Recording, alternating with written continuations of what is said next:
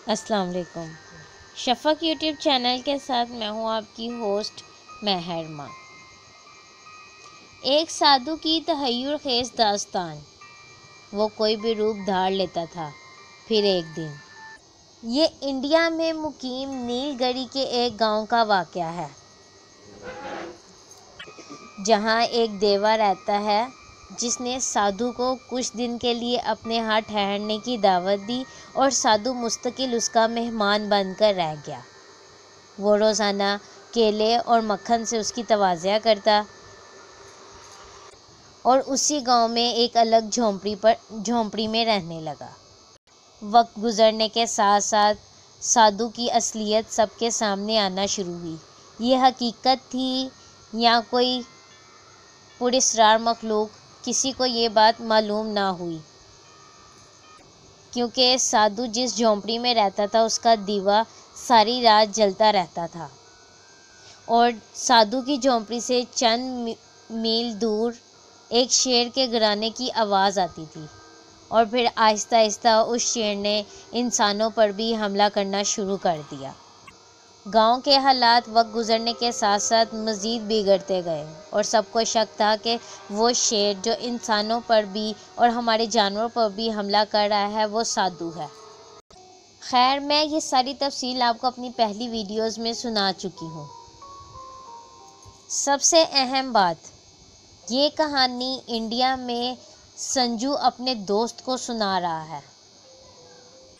دوست انڈیا کا رہنے والا ہے، لیکن وہ سنجو کے گاؤں میں نہیں رہتا۔ اب وہ سنجو سے ملنے اس کے گاؤں گیا ہے، اور جب اس نے یہ واقعہ سنا تو اس نے اس حقیقت سے پردہ اٹھانے کی ٹھانی۔ سنجو کا دوست کہتا ہے کہ جب سنجو مجھے یہ واقعہ سنا چکا تو اس وقت ہم جنگل میں آم کے ایک درخت کے نیچے بیٹھے ہوئے تھے اور اپنے نزدیک آگ کا ایک بڑا الاؤ روشن کر رکھا تھا۔ رات بھیگ رہی تھی۔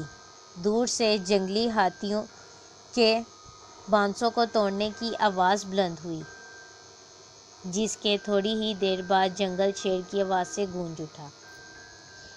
سنجو خوف سے بید کی طرح کانپنے لگا۔ اس کی بھرائی ہوئی آواز میری سماعت مرتعش کر گئی۔ سادھو شیر نے میری باتیں سن لی ہیں، اب وہ مجھے زمین پر نہیں چھوڑے گا، میں تباہ ہو گیا۔ میں نے اس کی ہمت بندھانے کے لیے کہا، یہ تمہارا وہم ہے، شیر اتنی دور سے تمہاری باتیں نہیں سن سکتا، وہ مافوق الفطرت طاقت بھی نہیں رکھتا۔ اس کے ساتھ ہی میں نے رائفل میں کارتوس ڈالے اور ٹارچ سنبھال لی۔ ہمارے تین طرف آگ کا الاؤ روشن تھا، اور خالص سمت کی حفاظت کے لیے ہمارے پاس رائفل موجود تھی۔ شیر ایک بار پھر گرجا۔ وہ ندی کے قریب ہی تھا۔ سنجو مسلسل کہہ رہا تھا کہ اب ہماری خیر نہیں، سادھو شیر نے سب کچھ سن لیا ہے، ہم صبح تک زندہ نہیں رہیں گے۔ میں نے اس کی طرف غصے بھری نظروں سے دیکھا تو وہ چپ ہو گیا۔ اتنے میں جنگلی ہاتھی کے چنگاڑنے کی آواز آئی۔ ہم دونوں سہم گئے۔ الاؤ کی روشنی میں کافی دور تک دیکھا جا سکتا تھا۔ میں مصلحتاً ٹارچ روشن نہیں کرنا چاہتا تھا۔ تھوڑی دیر بعد ہاتھی کے چنگاڑنے اور شیر کے گرانے کی آواز ایک بار پھر آئی۔ تھوڑی دیر بعد ایسی آوازیں آئیں جیسے دو حیوان آپس میں گتھم گتھا ہیں۔ میں سمجھ گیا کہ ہاتھی اور شیر کی جنگ کا آغاز ہو چکا ہے۔ جنگل میں بہت کم شیر ہاتھی پر حملہ آور ہوتا ہے۔ اس کی بنیادی وجہ یہ ہے کہ ہاتھی عموماً گروہ کی شکل میں ہی گھومتے ہیں۔ اگر کبھی کسی شیر کا ہاتھیوں کے لشکر سے آمنا سامنا ہو بھی جائے تو وہ بیچارہ کنی کترا کر نکل جانے میں ہی عافیت محسوس کرتا ہے۔ بہرحال اگر کبھی کسی اکیلے ہاتھی سے آمنا سامنا ہو جائے اور اس وقت جنگل کا بادشاہ بھوکا بھی ہو تو سمجھ لیجئے کہ ہاتھی کی موت ہی اسے تنہا اس طرف کھینچ لائی ہے۔ ابھی میرا ذہن انہی سوچوں میں گم تھا کہ شیر کی غصیلی گڑاہٹوں میں تیزی آ گئی۔ ساتھ ہی وقتاً فوقتاً ہاتھی کی درد میں ڈوبی آوازیں بھی سنائی دے جاتی۔ ہاتھی اور شیر کی وہ جنگ اس وقت میری آنکھوں کے سامنے تو نہ ہو رہی تھی، مگر جنگلوں میں گزارے ہوئے اپنے شب و روز کی بدولت میں بخوبی جانتا تھا کہ دونوں حیوان کیسے آپس میں گتھم گتھا ہوں گے۔ اس وقت سنجو کی حالت الگ غیر ہو رہی تھی۔ وہ بار بار مجھے کسی درخت پر چڑھنے کی تلقین کر رہا تھا۔ اسے خدشہ تھا کہ اگر دونوں درندے لڑتے لڑتے اس طرف آ نکلے تو ہماری بھی شامت آ جائے گی۔ میں نے اسے حوصلہ دیا اور اپنی جگہ خاموش کھڑے رہنے کی ہدایت کی۔ اس وقت میں اپنی سماعت سے بصارت کا کام لے رہا تھا۔ وقفے وقفے سے ابھرنے والی آوازوں سے میں نے اندازہ لگایا کہ لڑائی بس آخری دموں پر ہے۔ پھر چند ہی لمحوں بعد ہاتھی کی درد بھری آوازیں اپنا وجود کھوتی چلی گئیں اور فضا میں فقط شیر کی طمانینت بھری گراہٹیں باقی رہ گئیں۔ ہاتھی یقیناً دم توڑ چکا تھا اور شیر اب اس کے بدن سے گوشت نوچ نوچ کر کھا رہا تھا۔ کبھی کبھی کسی ہڈی کے ٹوٹنے کی آواز ابھرتی تو سنجو بے اختیار جھرجھری لے کر میرے اور قریب ہو جاتا۔ مجھے یقین تھا کہ اب شیر اس طرف نہیں آئے گا اور ہمیں اگر اسے شکار کرنا ہے تو اس کے پاس جانا ہوگا، لیکن ایسا میں اس لیے نہیں کر سکتا تھا کہ مجھے اس وقت اس امر کا یقین نہ تھا کہ آیا یہ وہی شیر ہے جس نے علاقے بھر میں قیامت مچا رکھی ہے یا پھر کوئی عام شیر ہے۔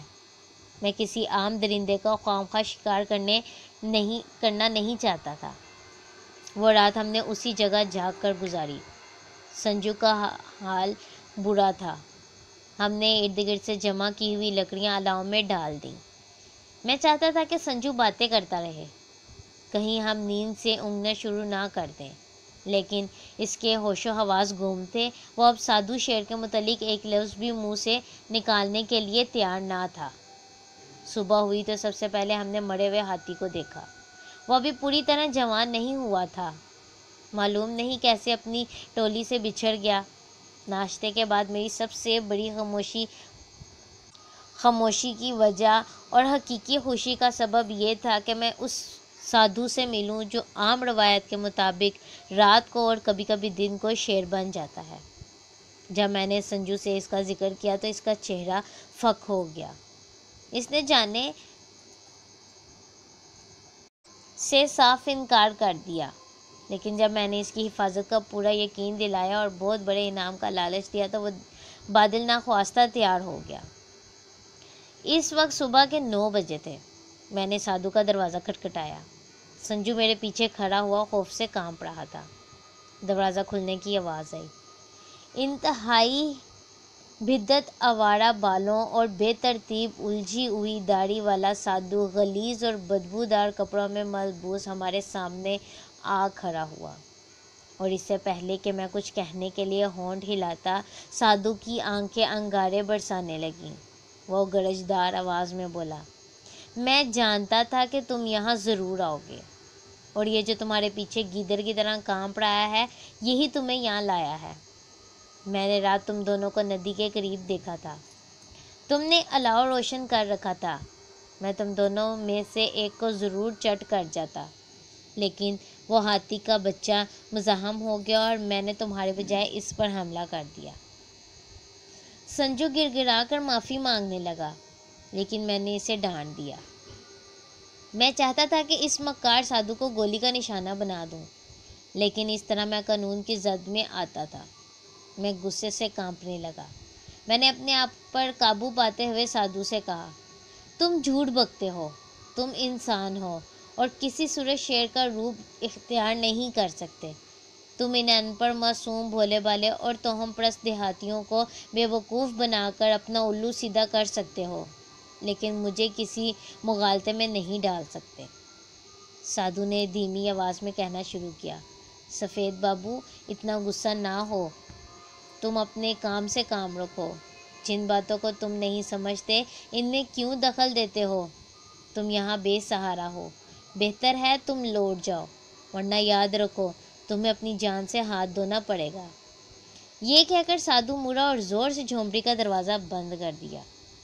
سنجو نے جھونپڑی کے گرد ریت پر بعض نشانات کی طرف اشارہ کیا جو شیر کے پنجوں سے ملتے جلتے تھے اور دور تک چلے گئے تھے۔ سرے شام ہم دوبارہ اس یام کے درخت کے نیچے آ گئے جہاں ہم نے الاؤ کے گرد رات گزاری تھی۔ میں نے درخت پر مچان باندھی اور اسی پر بستر لگا کر سو گیا۔ سنجو رات بھر جاگتا رہا تھا۔ وہ بھی مچان پر ایک طرف لیٹ گیا اور خراٹے لینے لگا۔ میں 3 گھنٹے سویا ہوں گا، لیکن یقین کیجئے کہ مجھے نیند میں شیر دکھائی دیتا رہا جس کا اثر سادھو سے ملتا جلتا تھا۔ دراصل میرے دل میں بھی ایک عجیب سا خوف پیدا ہو گیا تھا۔ سادھو نے ہمارے متعلق جو کچھ کہا تھا وہ حرف بحرف ٹھیک تھا۔ آخر ہمارے متعلق اسے یہ سب کچھ کس نے بتایا تھا؟ سنجو اس وقت سے اب تک میرے ساتھ تھا۔ اگر خود سادھو رات کی طریقے میں ہماری نگرانی کر رہا تھا تو یقیناً وہ ایک بہادر انسان تھا، کیونکہ شیر اور ہاتھیوں کی موجودگی میں تنہا گھومنا پھرنا معمولی بات نہیں۔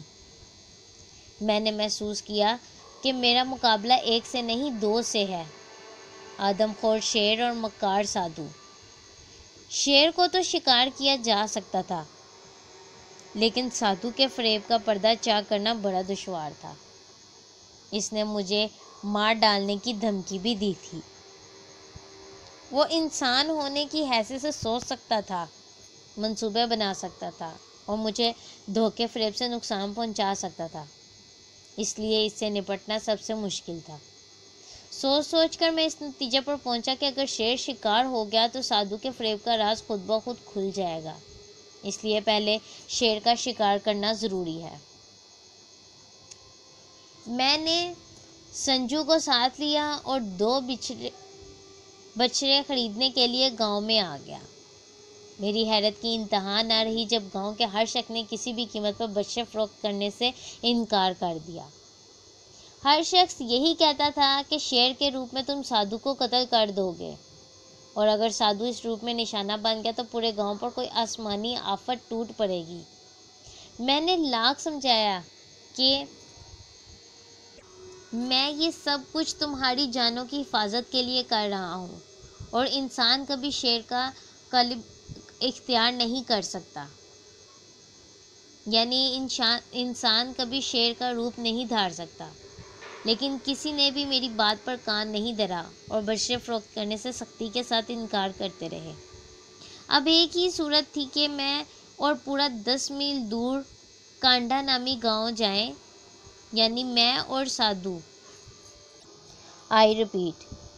اب ایک ہی صورت تھی کہ میں اور میرا دوست 10 میل دور کانڈا نامی گاؤں جائیں اور وہاں سے بچے خرید کر لائیں، لیکن ہم اسی روز غروب آفتاب سے پہلے کسی طرح بھی نہیں لوٹ سکتے تھے۔ اس لیے ہم نے اپنا پروگرام اگلے روز پر ملتوی کر دیا اور پھر اسی آم کے درخت کے نیچے وقت گزارنے کے لیے پہنچ گئے۔ یہ بھی ایک انتہائی عجیب بات تھی کہ ہمیں گاؤں میں کوئی شخص اپنی جھونپڑی میں پناہ دینے کے لیے تیار نہیں تھا۔ سنجو اور اس کے دوست کے ساتھ کیا ہوا، انہوں نے شیر کی حقیقت سے پردہ اٹھایا یا نہیں، حقیقت جاننے کے لیے ہمارے چینل کو لائک اور سبسکرائب کرنا نہ بھولیں۔ شکریہ۔